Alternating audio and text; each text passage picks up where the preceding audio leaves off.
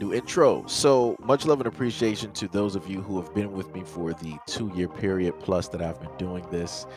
Thank you for showing your love and support to the channel. And to anybody else who is brand new to the platform and you would like to support the channel, also, you can do it by way of Patreon, Anchor, the clothing store, and also the shoe shop that is listed in the comment description below. And again, thank you to any and all of you guys who have been here to support this channel during the 2+ year period. I wouldn't be able to do what I do every single day without you.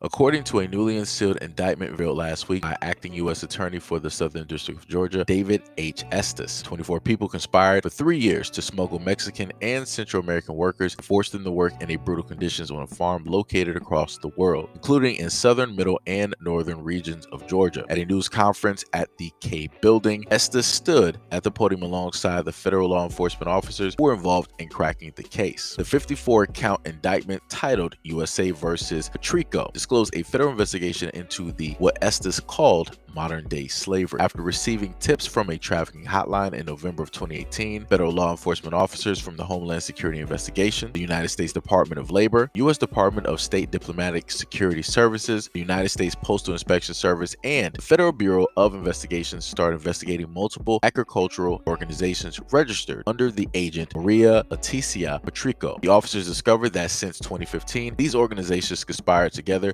to bring more than 100 foreign workers into the United States, exploit them, and imprison them under inhumane conditions. The multi-agency investigation came to a head on a 6 a.m. November 17th, when 200 federal officers executed more than 20 search warrants across 3 jurisdictions and performed a dozen seizure warrants of financial institutions.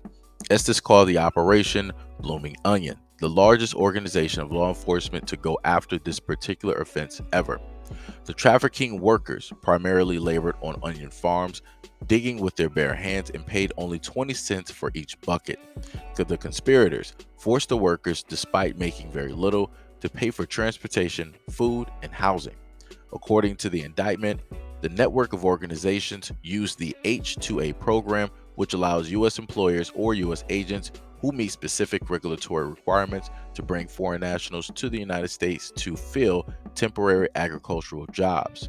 When the workers arrived, they were placed under the guise of contract agricultural laborers.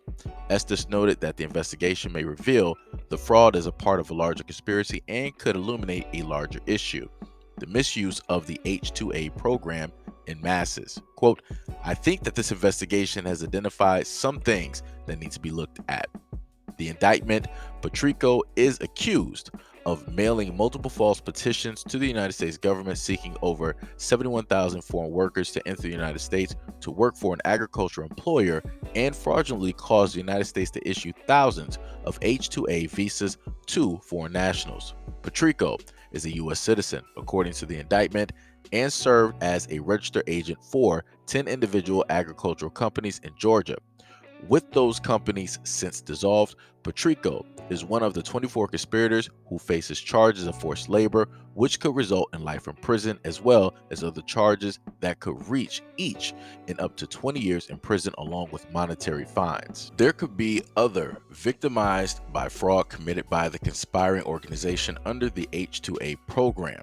The investigation is still ongoing. The 24 conspirators reaped more than $200 million over 3 years from the illegal scheme, which involved laundering the funds through cash purchases of land, homes, vehicle, and businesses, and through cash purchases of cashier checks. Millions of dollars were funneled through a casino farmer who owned properties in the Southern District of Georgia, specifically in Atkinson, Bacon, Coffee, Tatnall, Toombs, and Ware counties. Paid the conspirators to provide contract laborers, according to the indictment. The indictment stated that if the workers stepped out of line, the conspirators threatened them with weapons, torture, and deportation. The conspirators kept the workers in cramped, unsanitary quarters and fenced working camps with little to no food, limited plumbing, and without safe water. The conspirators are accused of harming, kidnapping, and threatening or attempting to take the life of some of the workers or their families, and in many cases, sold or traded the workers to other conspirators. As a result of workplace conditions, at least 2 workers passed, according to the indictment. The conspirators tried to keep their operation running even as federal authorities closed in. 3 conspirators in late 2019 attempted to intimidate and persuade a witness to lie to a federal jury and deny any knowledge of the illegal activities of the conspiring organization. Quote, "It's very concerning. Obviously, we have victims here, so we are very concerned about moving out and making sure that we were able to dot all the I's and cross all of the T's and provide safety for the victims as soon as possible, while at the same time maintaining our investigation as such that we can eventually prosecute the convicted individuals."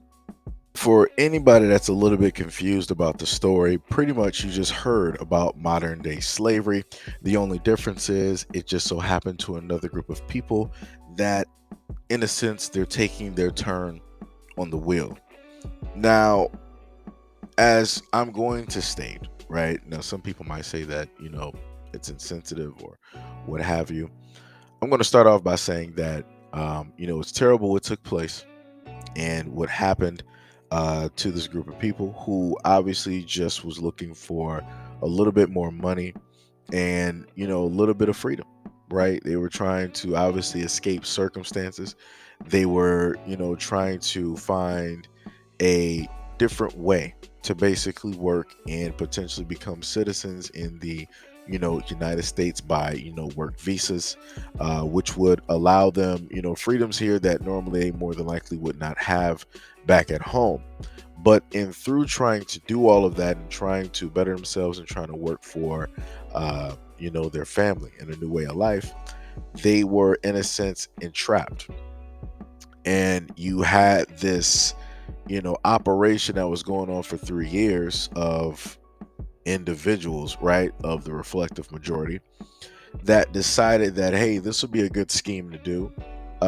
We can have these workers really not pay them anything, keep all of the money, launder the money through these different organizations and these various things, and it'll pretty much seem like a legit business, and everything will be completely fine and dandy. They were literally running a modern day slavery scheme, and they just showed you that. They just literally told you how easy it was for them to do modern day slavery in 2018. And they said that this operation it lasted for about 3 years, and they were still trying to keep it running, even though they knew that the FBI and other federal organizations were basically closing in on, and they were still trying to keep it running as if nothing was going on. And then they knew that they were going to get caught, so then they threatened some of the witnesses, and we're going to have them testify that nothing was going wrong. Everything is what it was supposed to be, which was a complete lie. And the main thing that I'm going to state is the fact that everybody has their turn on the wheel at this moment in time. Black people, for the longest time, we had our turn on the wheel when it came to slavery. A lot of people out there will be honest and be like, they don't really care that it happened to black people. A lot of people will sit up there and try to dismiss it, and they'll try to say, oh, but everybody else was enslaved, so what about them, right? When the topic and the focus is clearly on black people and how that has impacted the black community, past, present, and future. And how it is that the United States government basically owes us a lot. And not even just that, realistically, everybody who is in North America owes black people a lot, because without the amount of work, without the blood, sweat, and tears, and all of the other hurtful and detrimental things that took place to the black community in making this continent what it is today, nobody would be enjoying any of the things that they have right now. And that's just an honest truth, because at the end of the day, We all know that the Europeans weren't going to sit up there and work this land. They weren't going to toil, the soil. They weren't going to, try to build a lot of buildings, roads, and railroads for free or little to nothing. On top of the fact that, your family is enslaved. Your wife is, in a sense with the slave master because that's who he wanted. And now she's marrying his kids while you're left to, work on the fields and you're getting whipped. And then you're seeing your kids that are already here also working, the land on top of other things that are detrimental and harmful happening to them behind the scenes. Like I said before, black people have gone through this historically. There are records and people know about it and people don't care. And I'm just being honest. And what's going to happen with this situation when it deals with blooming onion and it deals with the Hispanic population, a lot of people are not going to care. The oddest thing about reading this story and then looking on social media is that I don't see anything really, happening. I don't see a giant march going on. I don't see anything from the Spanish speaking population on this story at all. And that basically tells me everything that I need to know. It's the same exact thing repeating itself. How when you had, black people that were enslaved, you had some that weren't. Some people are like, well, it's not my problem, that's their problem. It's not my family, that's their family. Well, they just got to figure out how to do it. Right? And it seems like you have the exact same thing happening here, but the oddest thing is it's in modern times. We're literally in the future and we're talking about modern day slavery. And I don't hear about protests. I don't hear about marches. I don't see any hashtags dealing with the names of the people who ended up losing their lives. Like it's crazy how this is technically not, all over social media. It's not all over IG. Like I said, where are all of those quote unquote, social justice warriors, on this topic? Where are all of those alliances that people said that were here, that were happening, right? I remember there was a post from the Democratic Caucus that brother Tariq Nasheed had posted on his Twitter, and they were trying to talk about how the Mexican people basically allowed slaves to come over to Mexico and stay. And they didn't force them to leave. They harbored them. They allowed them there. They made that, their brand new home. And they were trying to basically paint this as, the Black and Brown Alliance. Right? And then I look at this here. And it's like, I don't see anything from anybody, being real. I don't see a care in the world from anybody at all. And I especially don't see anything from the reflective majority, from the European descendants, from the pilgrims. I don't see nothing from them on this story talking about this and talking about how wrong this is.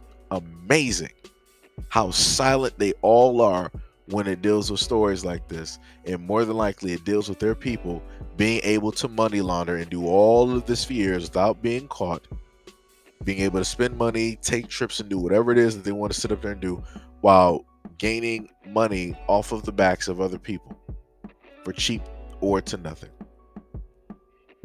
Craziness. But like I said, at the end of the day, it was a pretty sad thing that took place. And it's something that should not have happened. It should not have even have been allowed to happen at all. But to black people, if you even made it this far, this will sit up there and show you how strong a lot of the mental warfare that goes on when it deals with keeping people in a certain type of check or a certain type of bondage. They literally did this through the greatest weapon that they had, which was fear. They didn't have to worry about none of them running off. They didn't have to worry about none of them sitting up there telling nothing because they weren't letting them leave. And even if they did leave, who was going to sit up there and believe them? because they're like, well, you probably don't even really know how to speak anything anyway. And if you get into contact with somebody, they're really not going to sit up there and believe you. And then if we feel that you did tell somebody, we're going to go directly after your family. Like I said, they had a multitude of ways to make sure the information was not going to leave, right? That farmland, or better yet, that plantation. Like I said before, at one point in time, black people were in chains. The next generation that weren't, in a sense, here on chains were put into a mental type of slavery that was stronger than any type of metal on this planet. And it kept those black people in check. And it still keeps them in check to this day. And the exact same science and psychological warfare that they used on black people, they just used this on these Mexican people that were trying to sit up there and just gain a new life. But anyways, let me know what you guys think about this video and everything that I stated in the comment section below. And as always, peace, love, and stay tuned for the next video.